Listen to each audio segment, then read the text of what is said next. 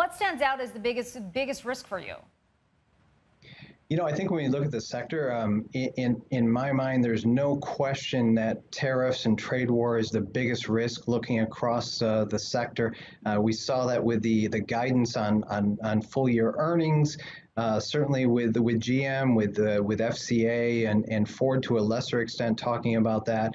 And I think, whether you're talking about higher commodity costs, new tariffs on autos, or actually the implications in China. China is such a large market and such an important global market for all of these manufacturers that any slowdown or retaliation in China certainly would be disastrous for the auto industry.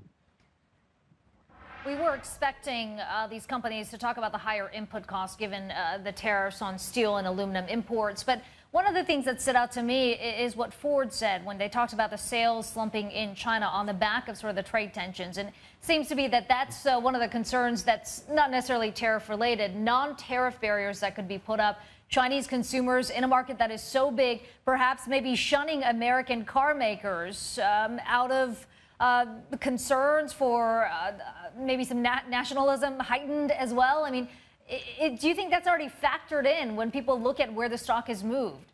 You can see the tariff part of the story, but are investors also looking at these non-tariff barriers that could be an even bigger weight on sales?